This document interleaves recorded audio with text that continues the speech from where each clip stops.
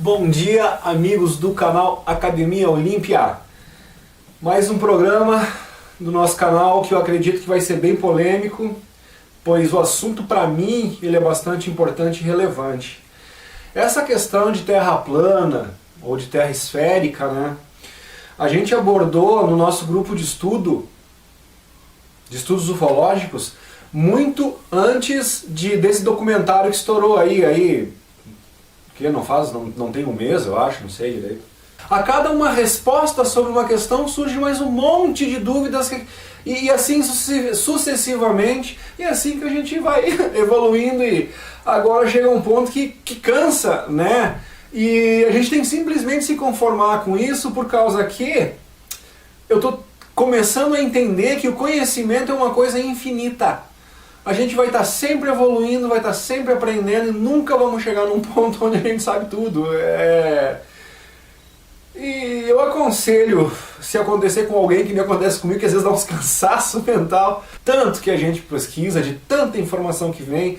Alguns, né, vêm e dizem pra nós, mas para de procurar, sossega que a verdade está dentro de ti e uma hora tudo vai ser...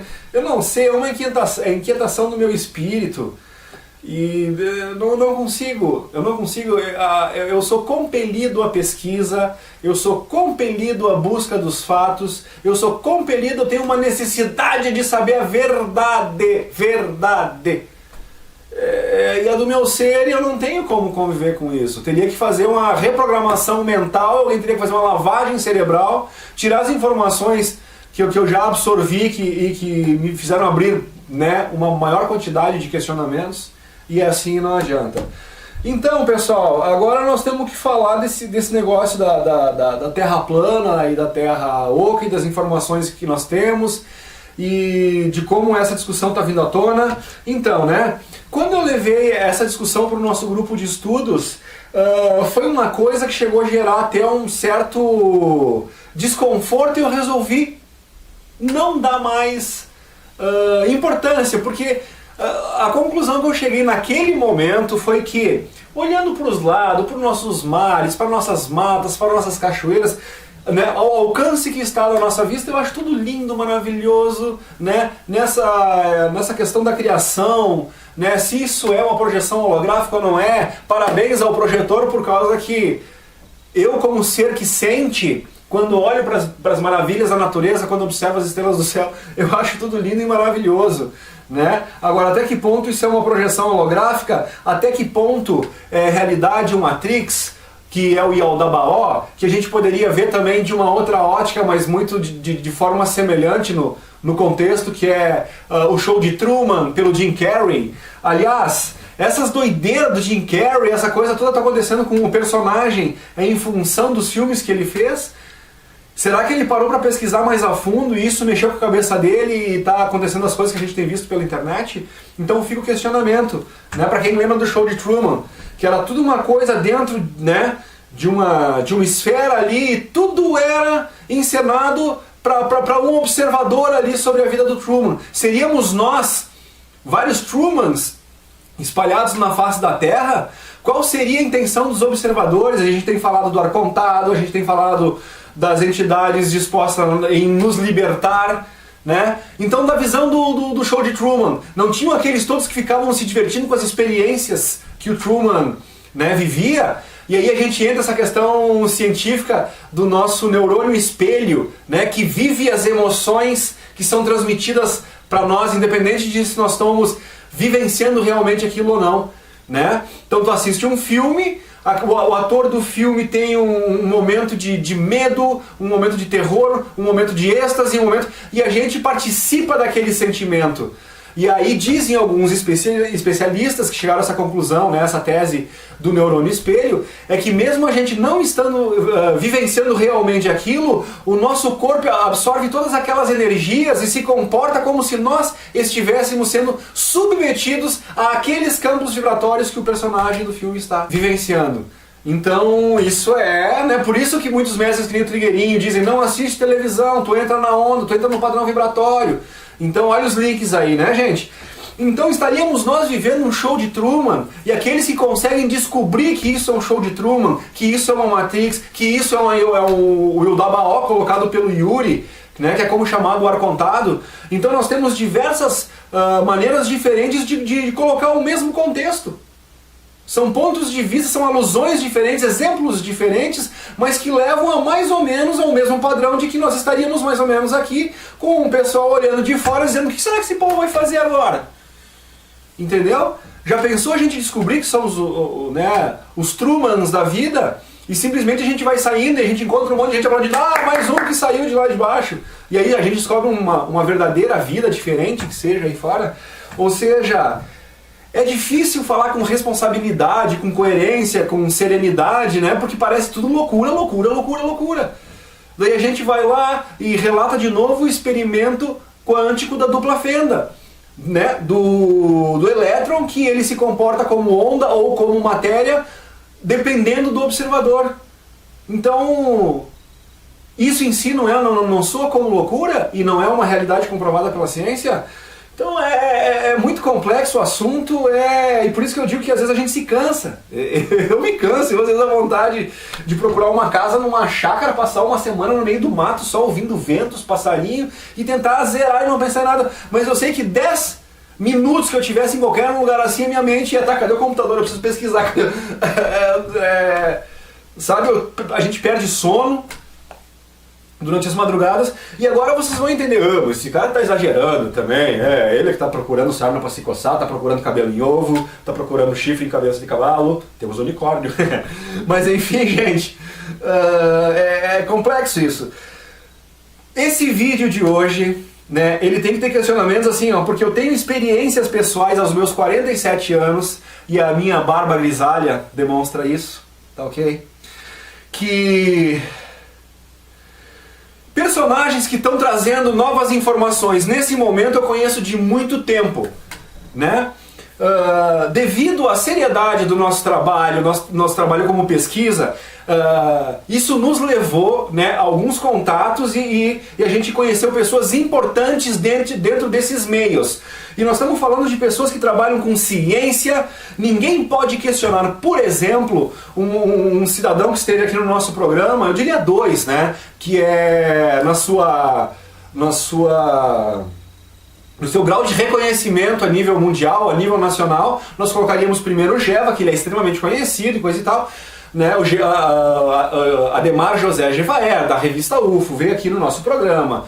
Ele deu uma entrevista para nós aqui, gentilmente. Eu sou fã desse cara já de muito tempo, e é justamente por isso que eu estou fazendo esse programa de hoje, né? E a primeira coisa que eu vi o Geva quando eu encontrei com ele, eu mencionei desde de quanto tempo eu acompanho ele, coisa e tal. Eu disse: mas faz muito tempo, cara, desde aquela época. Eu disse: Então, aí ele viu que realmente, quando eu mencionei as situações e tal, ele viu que eu não estou falando por falar e que eu não sou trazendo isso de internet. Eu vi isso de outras fontes, de muito tempo atrás.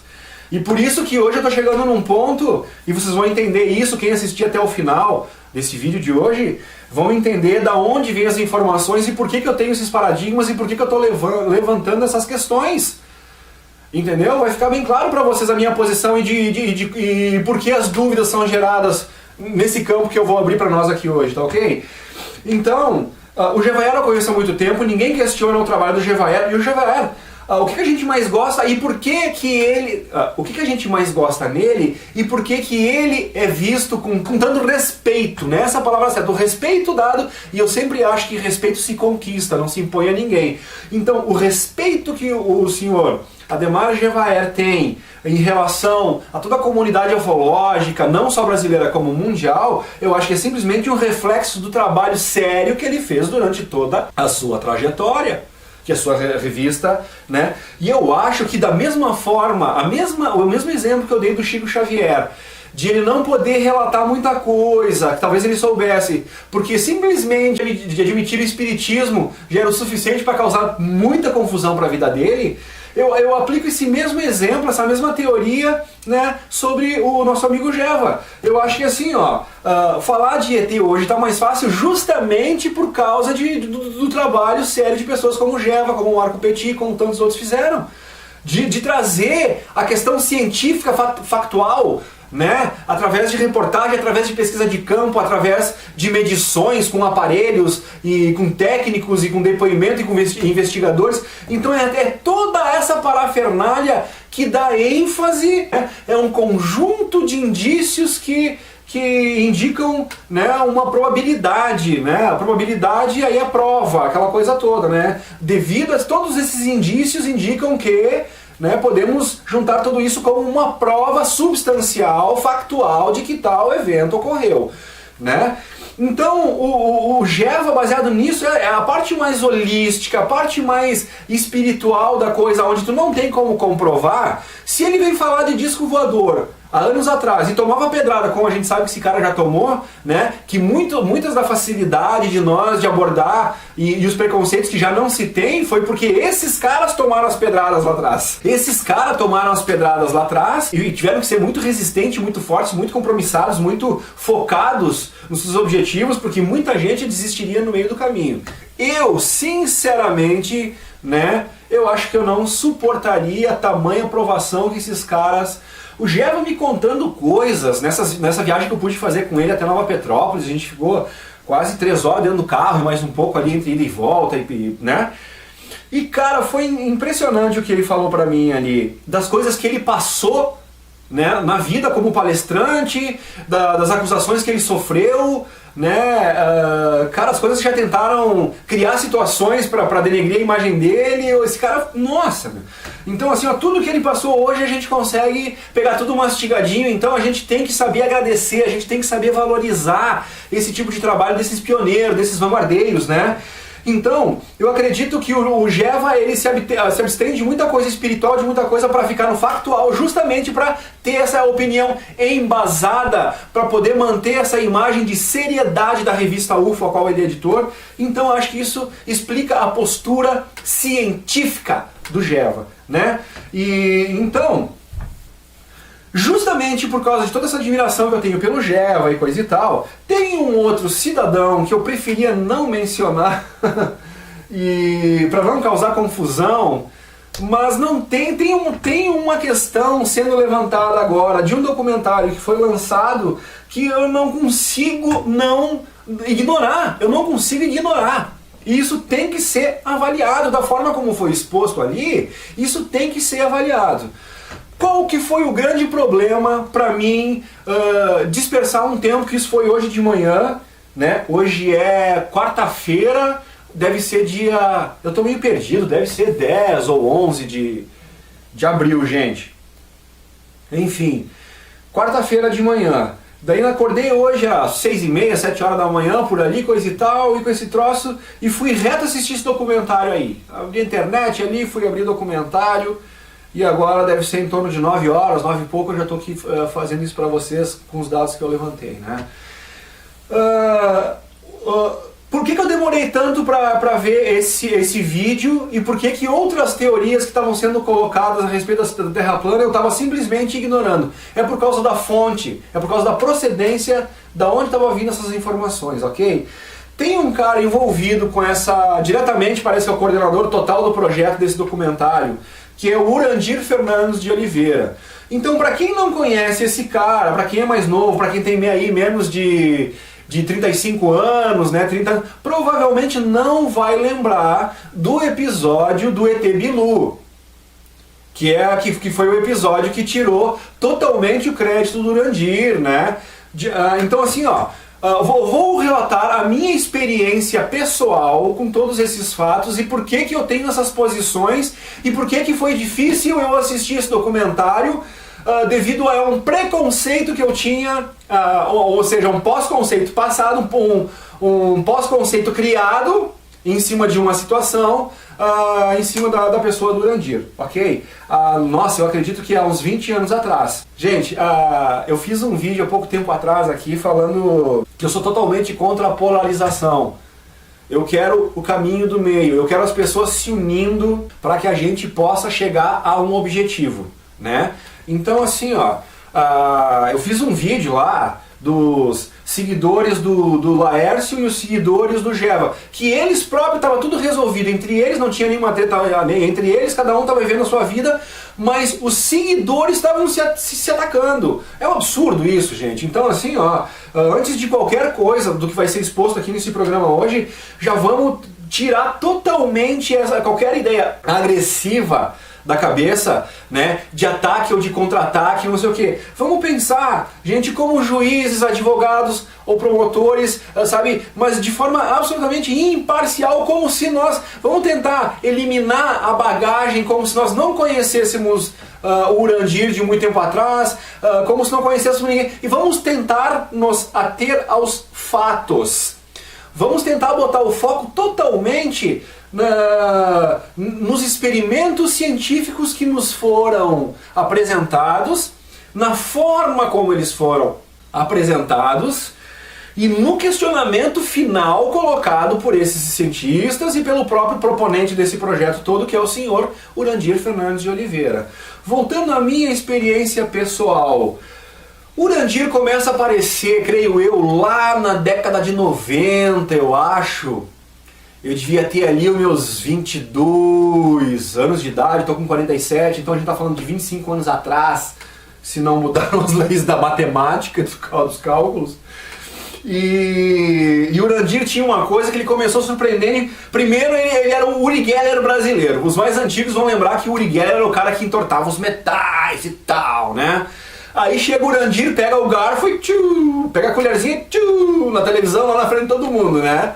Imagina eu lá, gurizão, 20 e poucos anos, e já com essa latente, né, sede de conhecimento de coisas. Eu sempre, não sei por que razão, me atraiu muito os assuntos assim, não convencionais, né, o inexplicável, o surpreendente, o fantástico, enfim, né? Então eu comecei a ficar muito admirado com as coisas que o Urandir fazia.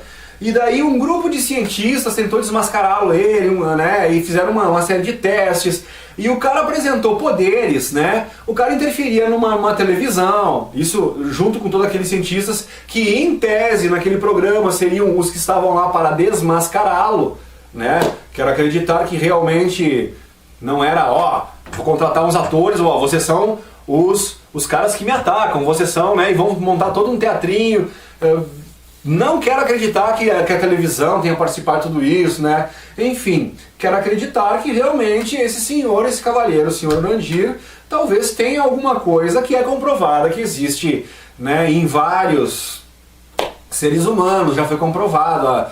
Tem a Rússia lá, a russa, que trabalhava com telecinésia, eu pesquisei ela, mas agora me fugiu, é muita coisa, gente, muita coisa na cabeça, me fugiu o nome dela lá. Mas que tentaram dizer que ela era uma charlatona e depois veio à tona um monte de cientistas que observou, que foram lá e viram ela fazer as coisas, todos disseram, não tem nada, é uma coisa desconhecida, mas que existe, é fato, está ali, né? Da mesma forma como os UFOs eram desconhecidos, da mesma forma como mecânica quântica era desconhecida, da mesma forma como em um ponto nem energia elétrica nós conhecíamos. Então assim, esse raciocínio é simples, básico, óbvio, não precisa nem ficar se aprofundando muito nisso. Então esse Urandir, através dos seus experimentos que ele fazia assim, ele começou a cativar, ele começou a aumentar o nível de audiência do programa, e é lógico que o programa começou a trazer com mais frequência, uma vez por semana eles anunciavam, então eu me lembro, toda quarta-feira às 3 horas da tarde, então eu me programava e sempre dava um jeitinho de estar na hora certa lá para assistir, porque naquele tempo não tinha internet, né, não tinha essas coisas de informação, tu se obrigava a estar na frente da televisão naquele momento que o programa ia ser exibido, ou tu não tinha informação, né? E eu comecei a acompanhar, então o Urandir dizia que tinha contatos com seres de outros planetas, então a questão ufológica também começou a ser desperta já daquela época, até porque eu já tinha ouvido, vivenciado outros relatos de pessoas. Eu particularmente nunca vi nada que me, né, o fato de comentário de outras pessoas e o jeito como isso foi comentado, como foi colocado, e nem era gente meio contando. Por exemplo, eu quando criança ouvindo conversa de adultos, né, e aquelas coisas te marcam, e era num tempo onde não existia muito, né, tinha os filmecos de marciano, de coisa e tal, mas era diferente do que as pessoas estavam falando que viam, né? Até eles atribuíam a outras coisas, como boitatá, como assombração, como coisa e tal, fenômenos que eram presenciados, a tal da bola de fogo, que andava pra cá e pra lá, né? Hoje não é mais bola de fogo, hoje eu vi uma nave, hoje eu vi uma sonda, hoje já se tem outra conotação das coisas, né? Hoje tu fala disco voador, na época de Roma lá, os soldados quando viam os negócios no céu, diziam, qual era o formato? Eles diziam, 2 escudos sobrepostos, ou 2 pratos, por quê? Porque tu vai associar com algum objeto da tua época que tu conhece para relatar aquilo que tu viu, né? Tartarugas voadoras, pensa no formato de uma tartaruga, não é? Tu entende? Então é isso aí. Então esse Urandir, ele começou a ganhar notoriedade, começou a aumentar, e eu comecei a ficar cada vez mais adepto do senhor Urandir. Até que tanto é que eu conheci o Urandir antes do Geva, né? Porque o Geva foi justamente o cara que veio com toda a metodologia científica e começou a desafiar o Urandir, e eu nunca vou me esquecer uma frase do Geva, que foi: o fenômeno ufológico é legítimo, o senhor é uma fraude. E depois disso, o Urandir foi preso e coisa e tal, né? Então, eu não sei... e aquela questão do ET de Bilu, aí eu não sei qual que foi a do Urandir, de dizer que ele ia fazer um contato com a televisão, e foi lá, e aí quando foi feita toda a análise da imagem, constataram que era ele mesmo. O corte, né, a lateral do rosto dele fica evidente para qualquer um que vê o negócio lá, o corte de cabelo dele é exato, meio escondido no meio das árvores. Cara, então aquilo, mas soou como... Então, todo aquele lado que talvez possa ser verdade, né? Aquele lado tipo Uri Geller, de entortar a colher, de interferir na lâmpada, de trocar o canal da televisão, ou de apagar a televisão, ou de causar interferência na televisão. Não me lembro exatamente o que ele fazia, porque foi muito tempo atrás, não tinha videocassete, não tinha, né? Eu sei que aquilo deu uma polêmica toda, gente, nesse sentido aí, né?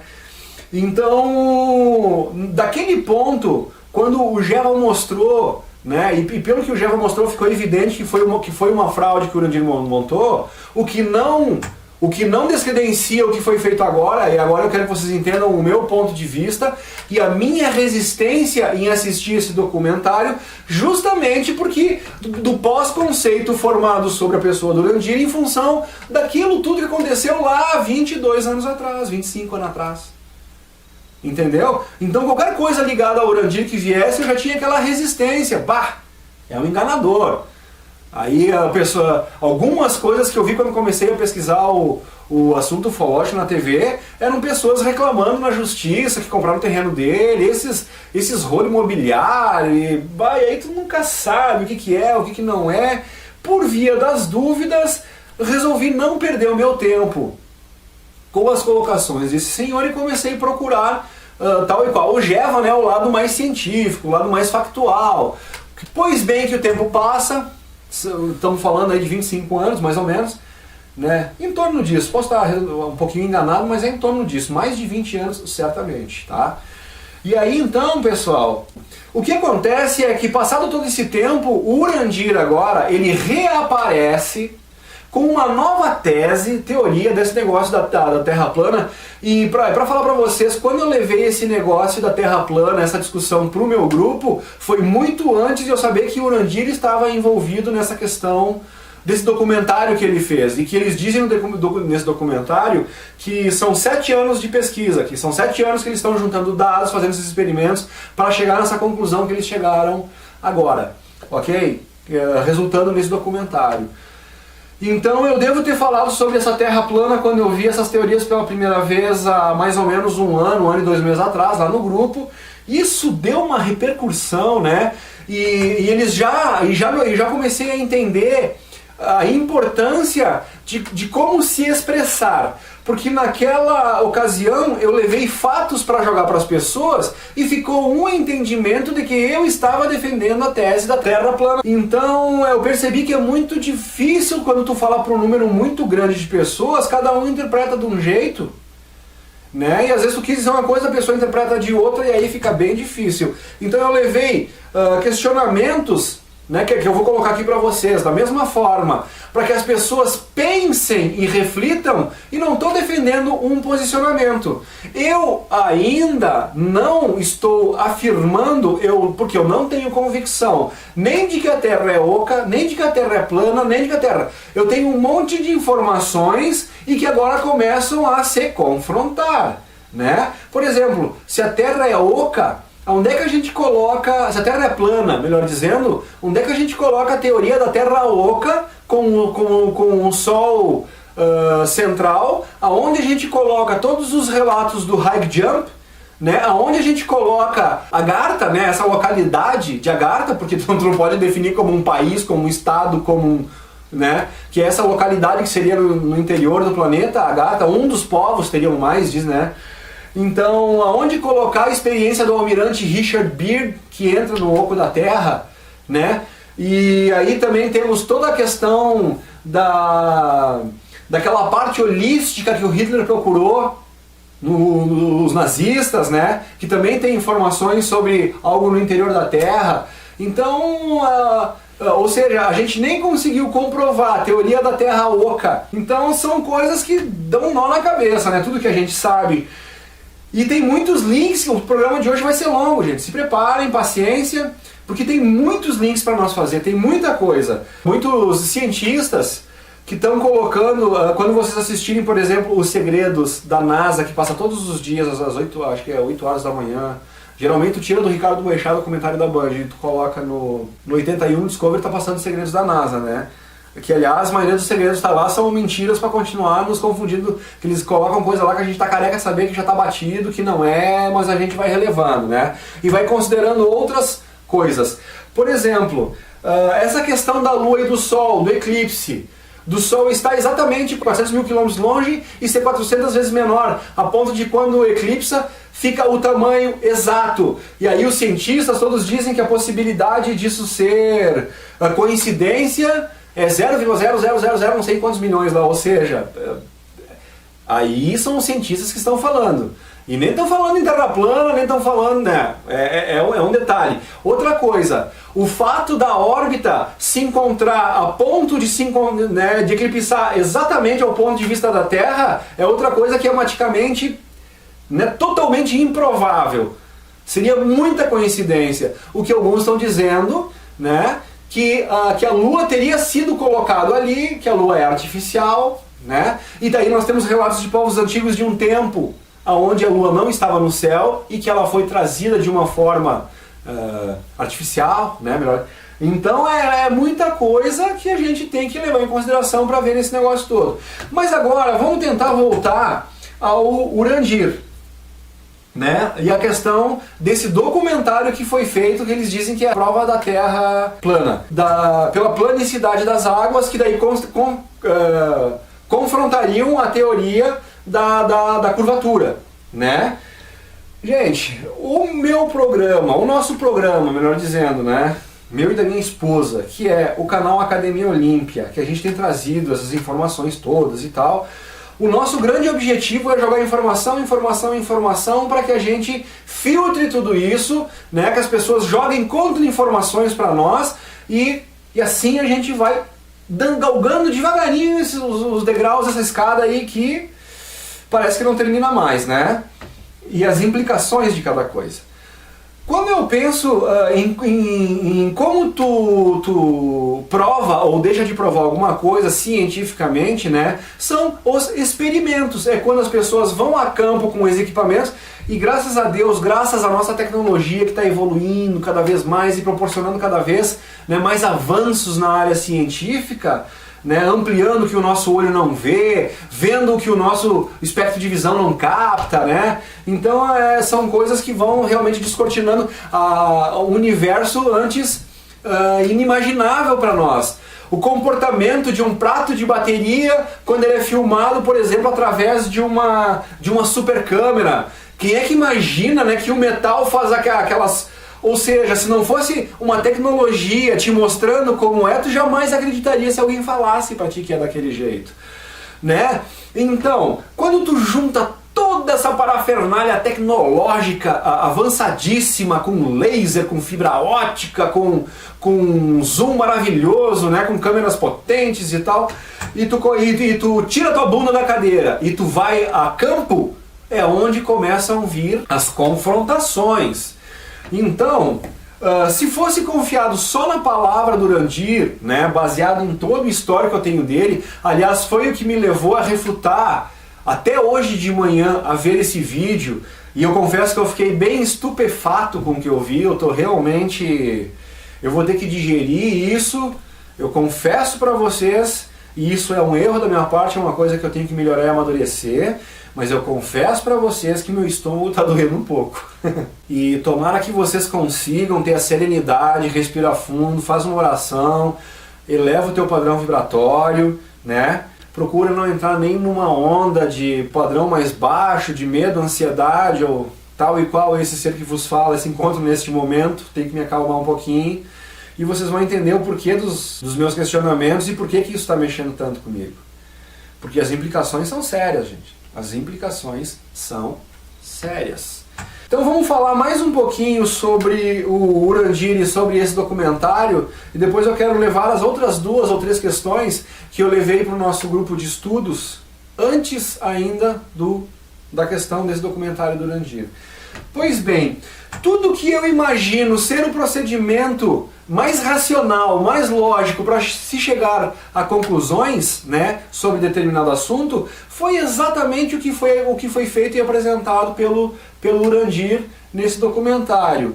Então, se ele fez exatamente o método que eu faria, se ele correu exatamente pelo mesmo caminho que eu correria, eu sou obrigado a dar o braço a torcer em relação à maneira que foram feitas esses experimentos, né, que foram feitos esses experimentos, e ao depoimento dado pelos senhores que antes dos experimentos eram convictos globalistas e que até, né, vamos lá que eu vou mostrar para esses caras através, a impressão que eu tive, gente, né, quando eles foram convidados a fazer o experimento, vamos lá que vocês vão ver que não tem fundamento esse tipo de colocação de vocês. Eu acho que eles imaginaram que eles, realmente, ninguém fez isso, vamos lá fazer, vamos jogar o raio laser lá e nós vamos comprovar a curvatura, vamos fazer os experimentos e nós vamos comprovar. Só que eles foram lá, fizeram os experimentos e quando voltaram, os experimentos contradisseram todos os seus paradigmas formados de vida inteira.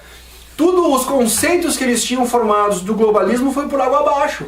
Nós temos várias pessoas envolvidas na pesquisa. Essa pesquisa é um documentário de 1h30, envolve a Lagoa dos Patos aqui no Rio Grande do Sul, que eu conheço muito bem, né?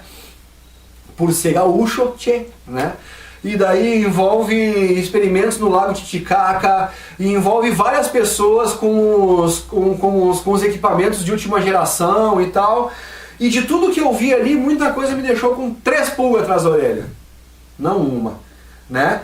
Então eu acho que a primeira coisa, e ali para eles, de acordo com o que tu assiste dos experimentos, dos resultados matemáticos, dos resultados de medição que foram feitos por técnicos do INCRA, que eles dizem que tem lá, e esses caras têm nomes, esses caras colocam os seus nomes, estão colocando o seu rosto ali, gente.